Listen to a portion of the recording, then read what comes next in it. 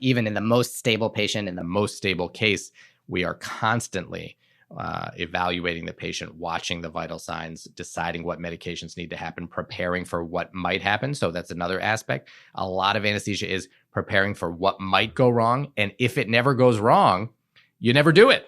So all that preparation you might think was for naught. Well, no, it's because if it happens, there's no time to then start preparing. If there's a disaster, if there's a crisis, whether the surgeons, accidentally get into the aorta, this happened a couple of weeks ago, and the surgeons in a case actually next to mine, but I went in to help, literally accidentally punctured the aorta and lost about, 3 liters of blood in 30 seconds. You can't then think, oh, gee, I better start getting ready to deal with this crisis. As you may know, when patients have laparoscopic surgery, now there's surgeries that are done completely laparoscopic. And what that means is that instead of opening a big incision, let's say in the belly, the surgeons will make very small incisions and put in cameras and a kind of extendable instruments and do the surgery via that camera, and all just with these small incisions. And so, as I said, to start those, you make little incisions and they have to put in what are called ports. They have to put in ports that allow them then through that port to put in their instruments. And every once in a while, this is a well-described thing. Those ports, as they go in, instead of just going into basically space, will go into something they're not supposed to go into. And so a few weeks ago, there was a patient who was having what was going to start off as a laparoscopic surgery. But when they went in to just do the laparoscopic part, so they just put in the laparoscope, like I mentioned before, they managed with that port to hit the aorta and cut it open. And so you can imagine this is really a problem because obviously it's a problem. The aorta, just for people who are not doctors, is the largest blood vessel in the human body. All the blood that reaches the lower 2/3 of the body goes through it. It's kind of like a garden hose. You can empty out every drop of blood in your body very quickly through the aorta. Very quickly, yes. It is the major artery in the body. And so so this is bad for two reasons. One, it's always bad to accidentally cut open the aorta. But two, there was no way to get to it because they were in a laparoscopic. They had one little tiny port and a camera through it. So what happened is the patient lost most of their blood into their belly in about, less than a minute. So and what you do anytime there's a crisis in anesthesia is you call for help. You say to the nurse, call an anesthesia stat. I was with my resident in the room next door. I left my resident there and went next door. So we go in and the patient has a very low blood pressure. The first sign that something has happened was the patient's blood pressure started to plummet, right? So this is what's really kind of crazy is that the patient's not going to move because they're under anesthesia. The surgeon isn't looking at anything yet because all they did was put a port in. This was like they went from 140 over 90 to 50 over 20 and instantly, right? So this is big time, very scary. I was actually the very first person to respond because I was right next door. He said, it sounds like the patient's probably bleeding. And sure enough, at the same time, the surgeons were putting in the camera and seeing blood everywhere coming out and quickly opening the belly. The patient lost most of their blood into their belly and then actually what we call coded, right? So they lost so much blood, their heart didn't have anything to push anymore. And so they went into cardiac arrest. And so what we do in those situations is ask the surgeons to start chest compressions because they're right there. And we then need to do all of the things that you do in a what we call a code, which is a cardiac arrest. And so we're giving epinephrine. We knew it was bleeding. And so we had to very quickly get a lot of blood into the room. And then we had to set up, you may be familiar with a level 1 transfuser. Instead of fluids going in just by gravity dripping in, it's ramming them in. This is a machine that can very rapidly. Now you have to have appropriate access, right? So if all you have is a tiny little 22 gauge IV in the finger. So you've got multiple people at this point getting additional access. Surgeons, of course, were packing and compressing everything in there to try to stop the bleeding.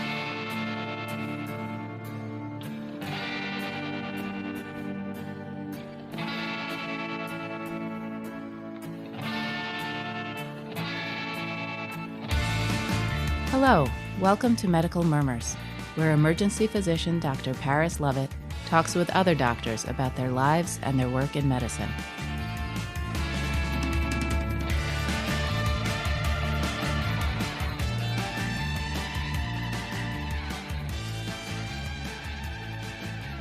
Hello and welcome to Medical Murmurs. My guest today is Jed Wolpaw.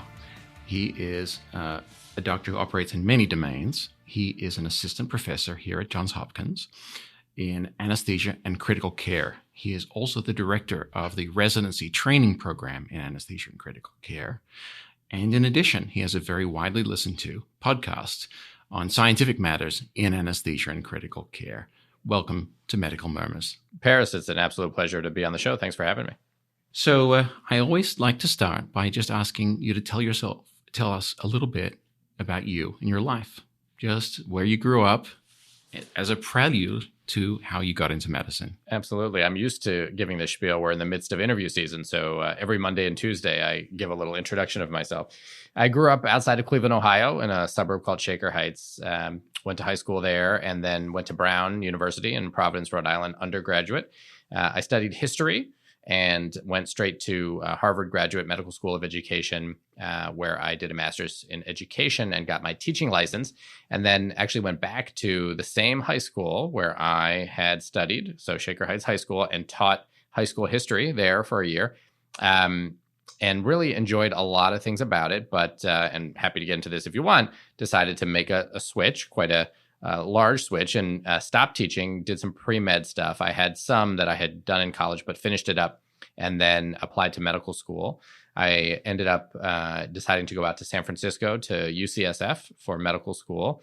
I kind of loved everything in medical school and had a hard time deciding on a specialty, but as you will well understand, kind of came down to, among others, anesthesia and emergency medicine. Really decided on emergency medicine, matched in emergency medicine, and started my emergency medicine residency at a great program called Highland, which is also Alameda County Medical Center. Which is a very famous emergency medicine program. Great program, fantastic folks there. Still have lots of fond memories of my year there. But I fell in love with critical care during my intern year, early on in my intern year. And that was actually about a year or two before you could do a critical care fellowship through emergency medicine. And so while there were rumors of it coming, it wasn't clear that it would, and it wasn't sure. And so I knew that if I wanted to be an intensivist, I had to switch into something else. As I said, had always loved anesthesia, knew a lot of folks at UCSF who had done anesthesia and critical care who I admired a lot, talked to them, and in the end ended up deciding to switch. And so luckily, they had a spot for me, so I didn't lose any time. My ER intern year counted as my intern year, and then I started my residency back at UCSF and finished it there in 2014, and then moved here with my wife, who I had met while I was a medical student, and we'd had our first two of what are now 3 daughters at the time, and so my wife and my 2 daughters and I moved to Baltimore for my ICU fellowship at Johns Hopkins in 2014. It's a 1-year fellowship, finished it in 2015, stayed on faculty, and we've been here ever since, and we love it. So you're not the first doctor in your family. No, I'm not. We have a ridiculous problem in our family of not diversifying. We are all physicians. So my parents are both doctors. They have 3 sons who are all doctors. All 3 of their sons married doctors. So we have failed to diversify. And if healthcare ever goes out of business, we'll be in big trouble. When you were doing your master's in education, did you think you were going in a different direction? Yes, absolutely. So I did my master's in education straight out of college, very much thinking I was going to be a teacher and perhaps, get into K through 12 administration. But I was not planning on going into healthcare at all.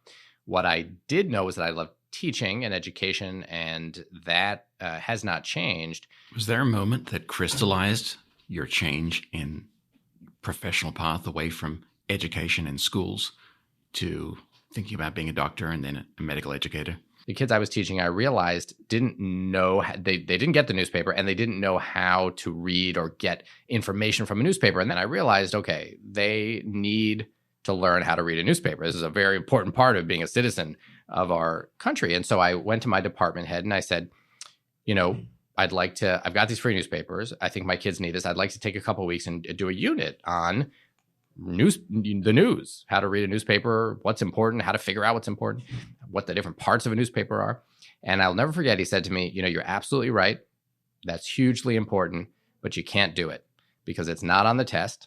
and you can't fall behind in terms of preparing them for the test. And I just realized, this isn't the way I wanted to teach, and I don't have the flexibility that I want. Let's get back to your medical career. What was it about emergency medicine, and how did you actually choose it as your first specialty? So for a medical student, you do all the fun stuff. You have none of the time pressure. And, it's kind of the concentrated greatness without any of the downsides. And that's probably true in other clerkships as well, but I think none quite as much as the emergency department. So I mean, what could be better than rotating at Highland with all of that, right? I mean, there's these incredible attendings, incredible residents, patients with, just every kind of pathology you can imagine in a very busy emergency room with tons of trauma. And you, again, as the medical student, are just doing the most exciting parts of it. So I loved it. Who wouldn't? And I think that's very typical. People love their emergency medicine rotations. So that was a big attraction. I also I liked the breadth of kind of feeling like there was so much you could do. So it's nice to feel like you have this wide array of information, and you're very useful. You can really help people in a crisis. There's all those things that go into it. And so it was attractive for a lot of reasons. Plus, of course, and I think a huge influence on medical students is just the mentors you meet. If you meet people in a specialty that you really like, I told you I almost went into OBGYN solely because of Aaron Coy. And similarly, there were just great people, Jean Hearn and Charlotte Wills at Highland, who I believe are still there. Just really dynamic, wonderful people. The residents there are just these superstars. And then what shifted you over to thinking that anesthesia was the right specialty for you to move into? So the primary, I'd say there were two things. One was so my second month of intern year, the first month was in the ED and the second month was in the ICU. And I just loved the ICU. I loved it. I mean, again, these things happen. I worked with Colin Feeney, who was the head of the ICU there and was just, this incredibly dynamic, just unbelievably smart, knowledgeable, fun, dedicated faculty member, and just happened to be the attending when I was in there. And he might have maybe even the whole month, certainly 2 weeks of that month, if not more. And so learned a ton from him, I had, during that first month in the ED, had again, now not a med student, now an intern, now with actual responsibilities, had felt a very different experience than I had as a medical student. By no means did I hate it, but I was starting to question whether this was definitely the right career for me. And then seeing the ICU and really feeling a feeling I hadn't felt before. And I never did any ICU as a medical student. UCSF doesn't require it. So I had never done an ICU rotation. And I just loved it that whole month. And that was one of the major things, is feeling like, wow, I really feel like I want to be an intensivist. So that was part one, because again, you couldn't be an intensivist through emergency medicine. Draw a little picture about what it was about intensive care that attracted you, not just the role models, but the actual life and the work. I think it was getting to make a difference for people in this very critical time. And, you do that sometimes in the ED. Certainly as a medical student, you, as I said, that's the concentrated piece you see. But of course, as you well know, the vast majority of patients who come through the ED are not critical, and in fact, there's maybe very little that you can actually do for them. Whereas in the critical care unit, in the ICU, it is kind of a lot of intensity a lot of the time, and you can really make a difference for patients. You can really make a difference for families. That was another thing I found myself drawn to, was being able to feel like I'd always valued communication skills. This is part of being a teacher, of course, is being able to figure out how to communicate with each individual student who may have different needs, who may be going through crises, who may be really struggling, who may have a bad home situation and need some help and support. And so those skills that I found that I had when I was teaching were really applicable in the ICU. You're, of course, constantly teaching. You're teaching students, you're teaching residents, you're teaching families and patients about their disease, about the treatment that they're getting. And the way you do that, if you do it well, you can make a huge difference for patients, for families. If you don't do it well, you can really make their experience a lot worse. We now know, with the phenomenon you may know of post-intensive care syndrome and post-intensive care syndrome F for family, that both patients and families suffer quite a lot after they get out of the ICU. They have increased risk of depression, anxiety, and PTSD. And I believe that we can modify that risk by helping them do well during the time they're in the ICU, not just from taking physical care of them, but talking to them in a supportive way, helping them understand what's going on. For example, families really struggle when they have to make a decision about withdrawing support from a patient who is dying, from a loved one who's dying. And we know that having to make that decision is a risk factor for developing PTSD. But if we can help a family member get through that and realize that, in fact, we're not asking them to, flip the switch, to turn off life support. What we're asking them to do is help us understand their loved one, because of course they know them so much better than we do, and to understand what the loved one would want. So I tell patients, families, I'm not asking you to tell me what to do. I'm asking you to help me know your father, brother, wife, whatever it is, so that I can know what they would want me to do. And if I can really communicate that in a way that helps them believe that and know that, then I think, I see it. I see the stress level come down, and the understanding that they're not having to make this decision. They're just helping us understand what their loved one would want. That makes a huge difference. So as I started to see, and by no means as an intern was I good at any of this, but I watched Dr. Feeney do it and be so expert at it. And I, got to see that some of those skills I had recognized in myself that made me what I think was a good teacher also could play out in making me someone who could help families and patients in the ICU. So that was really a powerful experience.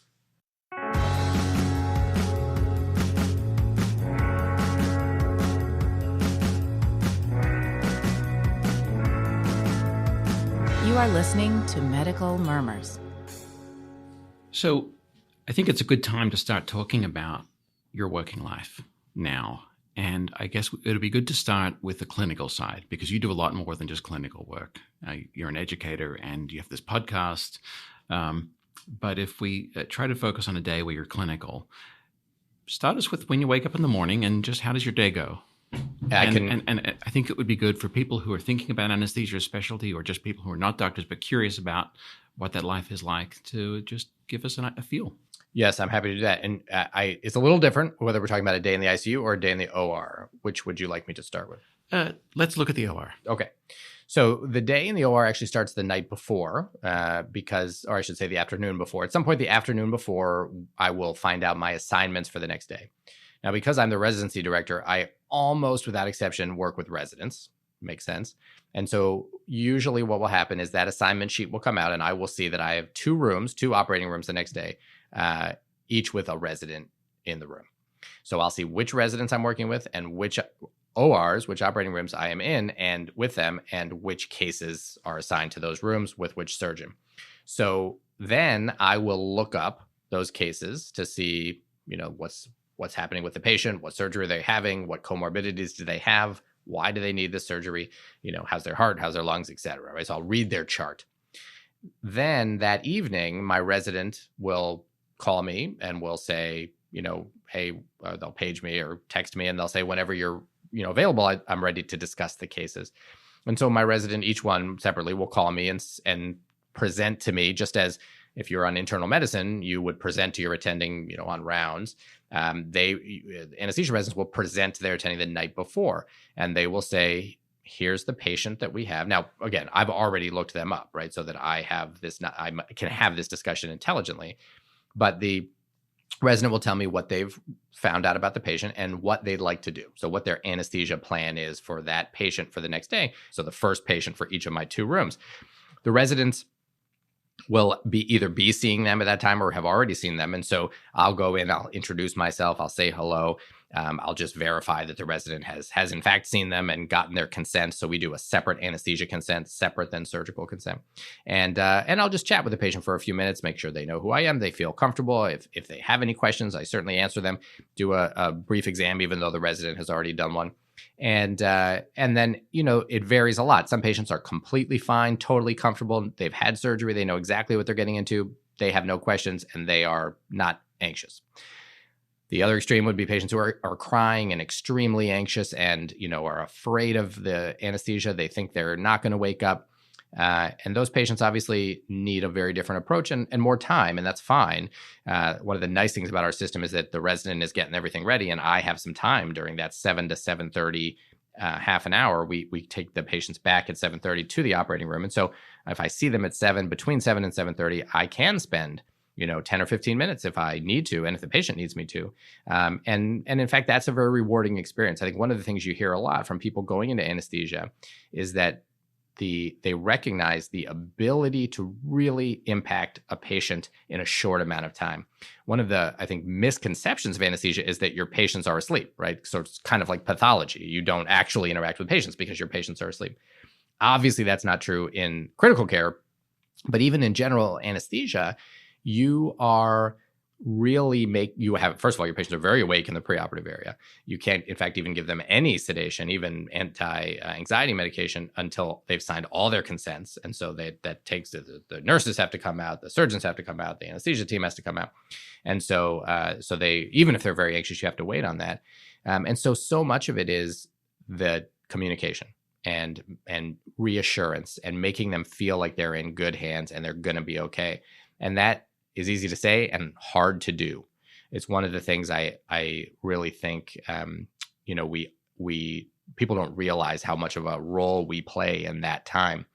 There is, you can imagine that if a patient goes into surgery, tachycardic and tachypnic, so their heart's beating fast, they're breathing fast, they're stressed out, their cortisol is sky high, that's the stress hormone, because they're so anxious, that is not a good thing. That is not going to bode well and in fact, there is some data to suggest that, in fact, they will do worse after surgery than if they go in calm. And so if I can help them be calm, if I can help them feel reassured and just take some deep breaths with me, it makes a big difference. And in fact, as patients are going off to sleep, I will almost like a meditation, I will say to them, I want you to take big, deep breaths. And as you're going off to sleep, I want you to think about the fact that you're going to wake up comfortable and safe, and you're in good hands, and we're going to get you home quickly to be with your family. You're going to be safe and comfortable. Take big, deep breaths in and out. And I will repeat that. And I do actually see from time to time, because of course they're on the monitor, and you can see some patients whose heart rate will come down just in that 10 seconds, 15 seconds of hearing that. And this is before the anesthesia sets in. So they're still awake. But it makes a big difference. And so I think that's a huge role that we play. So we have those discussions. And then at 7:30, we go back to the operating room. Ideally, my two rooms start slightly different times. So one resident may go back at 7:28 and the other at 7:32.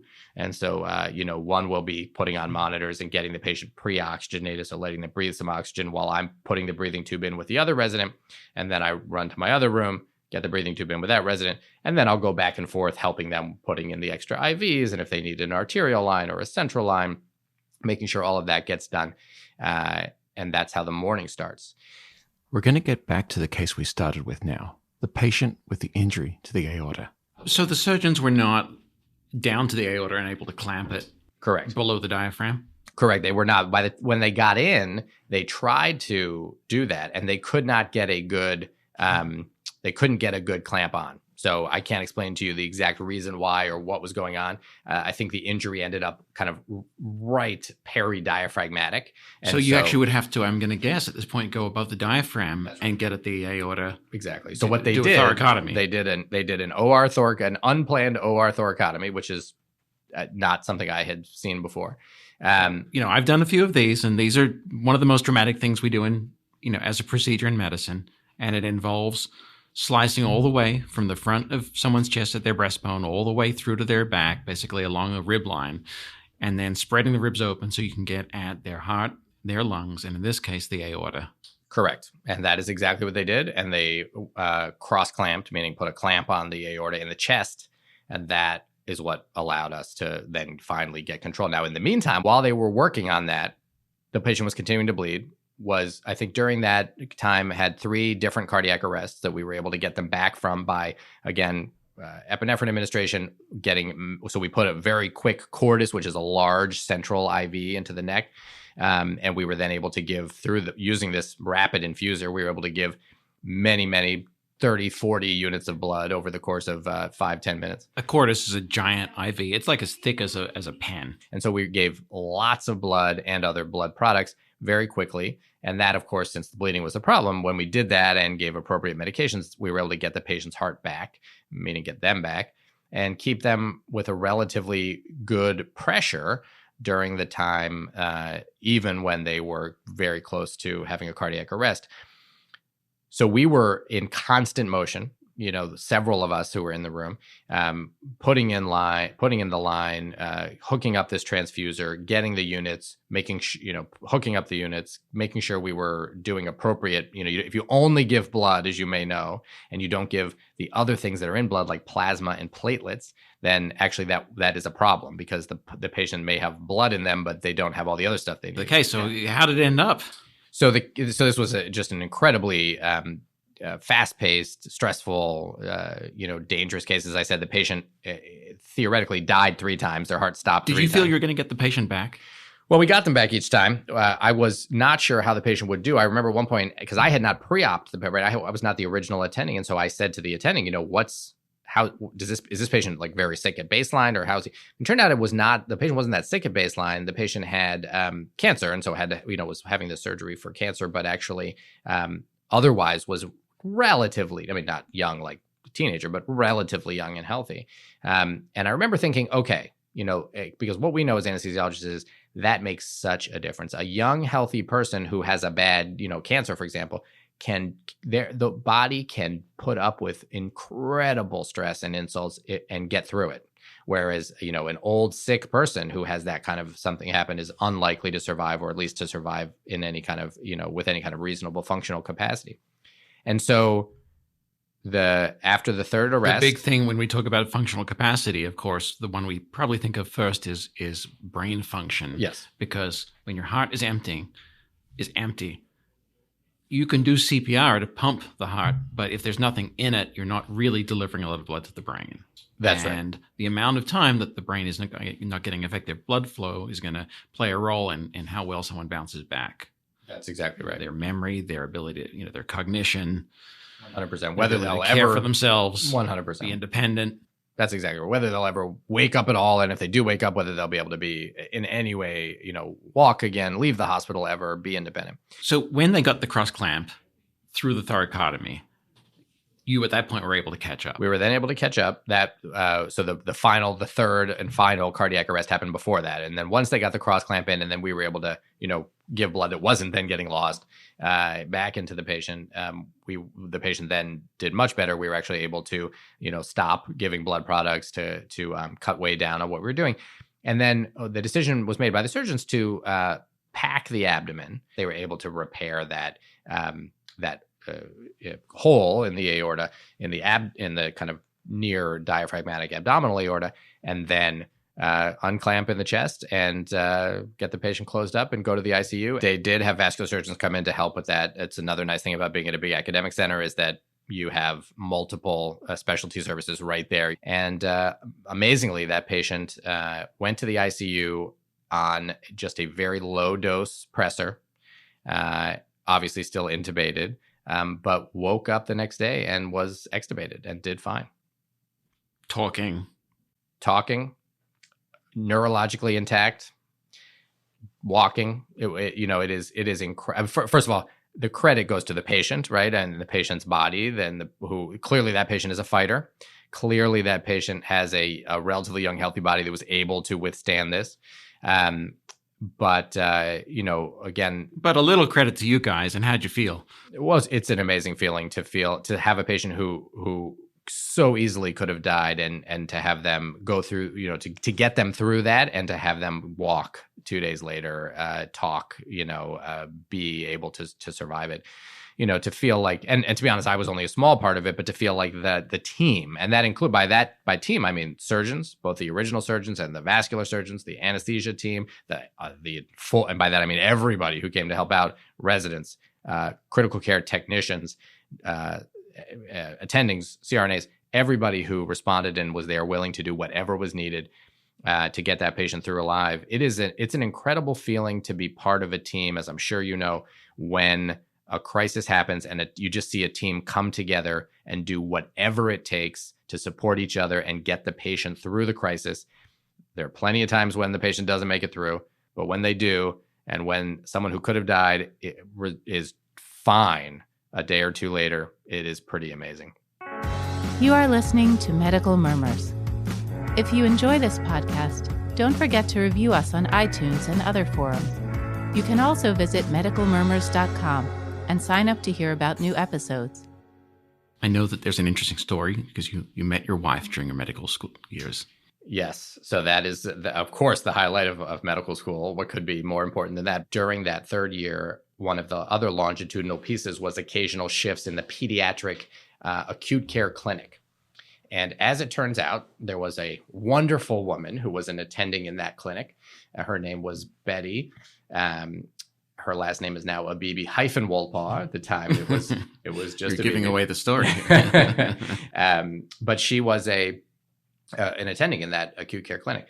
And so I worked with her periodically over the course of the year. Maybe, I was in that clinic maybe, a dozen times, and probably worked with her half of those times. So maybe 6-7 times over the course of the year.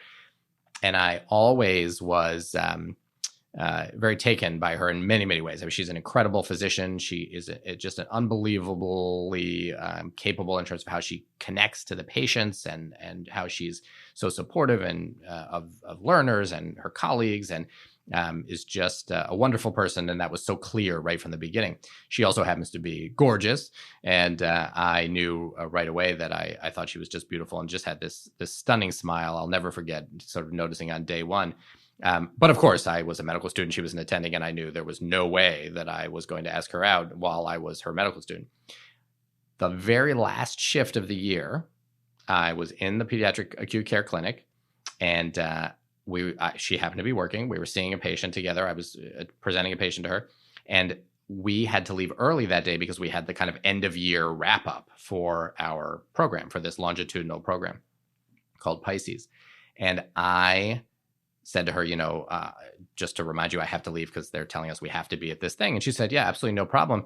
The kid, we hadn't kind of wrapped everything up with the kid. We were still waiting for some labs to come back. And she said, if you want to know what happens with the kid, just shoot me an email. And I thought, oh boy, this is my chance. If I want to ask her out, I've got the excuse to write her. So I went home that night and I composed this long email. I called it Feedback and Thoughts. And the first half was saying just how much I appreciated all the learning over the course of the year and how amazing a teacher I thought she was, et cetera. And then I transitioned and I said, at the risk of, sounding like I being inappropriate in any way or taking away from what I've just said about how much I appreciated learning from you. I do also want to say that, I think you have the most amazing smile I've ever seen. And, if there's any way you would consider going out for a drink or dinner sometime, I'd love to go out. And I said, just so you know, I'm not 26. I didn't go straight through. I was a teacher first and took 4 years off. So I'm not as young as submed students. And I actually had no idea how old she was. I knew she did not wear a wedding ring, but, I didn't know she could have been married or in a relationship. I had no idea. And in fact, in that email, I said, I don't know if you're married or in a relationship. If you are, please just take this as a compliment and don't feel any need to respond.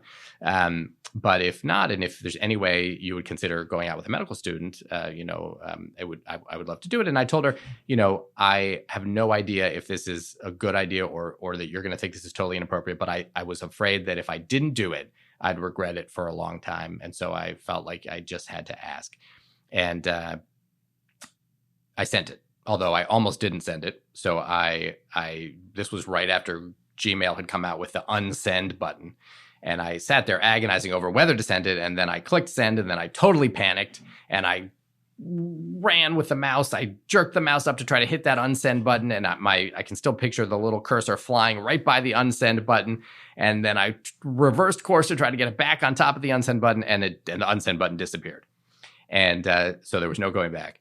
And so I thought, oh boy, what if she sends this to the dean and I get a professionalism reprimand? What are you doing asking and attending out? I mean, I didn't know.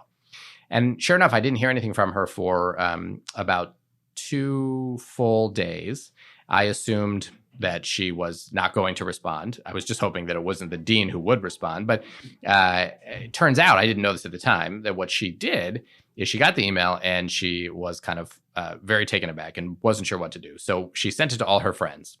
And she said, both men and women, and she said, look at this email I got from this med student. And the women were all kind of like, oh, that's weird. I don't know, whatever. But the men who were all, her co-residents, who had been her co-residents, who were all doctors, who had been med students, said, you have to go out with him at least one time. It took so much courage to write that email that you can't punish that kind of courage. You have to give him at least one day. Even if you're not interested, just go out one time with him and then never again. But don't punish that kind of courage. And so she said, well, I'll think about it. And she sent the email then to her boss, who was the division head. And she said, if I wanted to do this, can I even do this? Is this allowed? She didn't know what the rules around this were.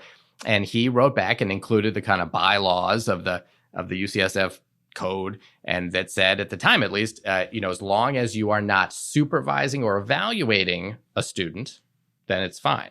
And of course, she was not going to be, because I wasn't going into pediatrics. I wasn't doing any more pediatrics rotations, and I was done with that year in the clinic.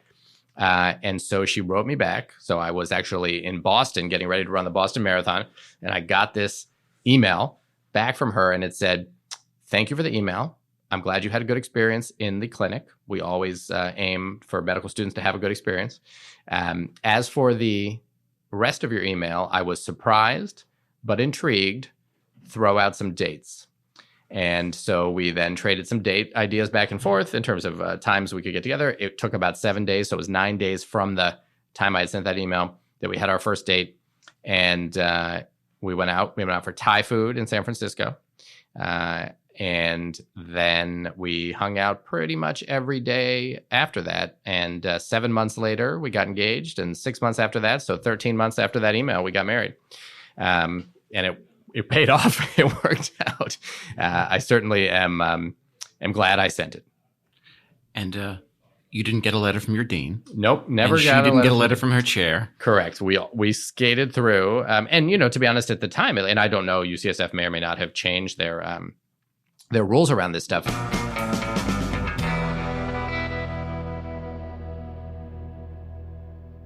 Do you have time for another patient story? This one from the ICU. No problem. So again, so many, and as I said before, some of the most rewarding are simply the conversations with patients' families.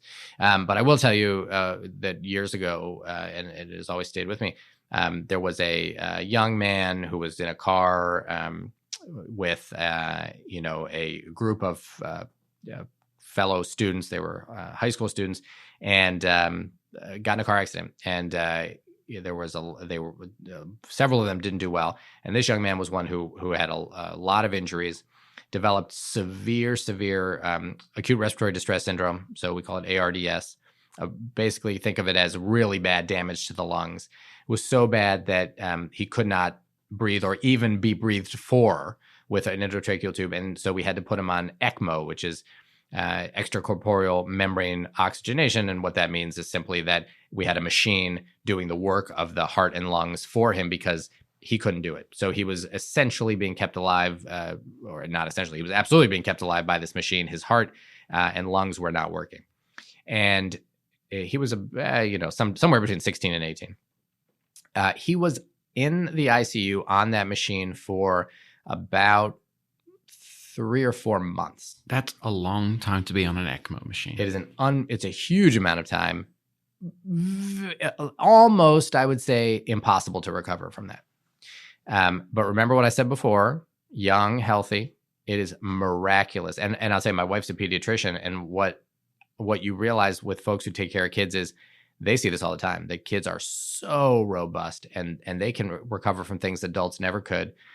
And what was, and so we were every day, first of all, it was incredibly hard for the family. So, really there was a lot of helping the family through this, you can imagine over those 3 to 4 months, there were days of just despair, thinking it would never get better, never end. There was discussion of whether to end it, right? Whether to stop the support, and really helping the family think through that. and of course, ultimately decided not to. They decided not to, and we, taking really good care, really trying to, help. And he, by the way, was conscious during a lot of this, and so really trying to help him not despair, not give up, trying to get him. We made enormous efforts and were able to get him outside, so to wheel him with his ECMO circuit outside. So he was not intubated. He was intubated. But we were able to wheel him with a ventilator, with an ECMO circuit, with all the monitors. So I'm saying this was not an easy process, but we were able. It took a huge amount of effort on the part of the nurses, who are just ICU nurses, by the way, are the most amazing people in the world, and just can do things you would never imagine. And so really the nurses get the credit. They were able to organize this, and we were able to take him outside so he could see the sun, feel the breeze. And we did that several times over the course of that time. And then, and of course, I was not on service in the ICU for 4 months. So I would come back occasionally, about once every 3 to 4 weeks, I was back on service and would see him again, take care of him again, as many other attendings and residents and nurses and NPs and PAs and everybody did. And at the end of that 4 months, got him off the ventilator, off the ECMO circuit, and I'll never. But he looked like a wraith, as you can imagine, right? He was a normal teenager, probably was 5'9" or something like that, 5'10", and when he left weighed, I think, about 80 pounds, and he came back. I'll never forget it. The day he walked back into that unit about 6 months later, 170 pounds, with his lacrosse stick and a picture of him on the lacrosse field playing lacrosse, and was 100% back to normal. He could run, he could think, he was excelling in school, and then he would send us a picture of his college acceptance. He got into his top choice college, was playing lacrosse, was totally back to normal. It was quite a monumental effort by the entire critical care and surgical. That is as much invasive care as you can deliver to a person. That's a great story. Dr. Jed Wolpaw, I'd like to thank you for joining. Paris, it's been an absolute pleasure. Thanks for doing what you're doing. I think it's going to make a big difference for a lot of folks out there. Well, thank you. This is Medical Murmurs. You've been listening to my interview with Dr. Jed Wolpaw, an anesthesiologist and intensivist at Johns Hopkins in Baltimore, and the creator and host of the ACCRAC podcast, that's ACCRAC, on anesthesia and critical care. If you're a medical student or just getting interested in medical careers, there is another episode with the same guest where we focus on career questions such as how to best get into a specialty and develop a career. It's called the Medical Student Edition. Check it out.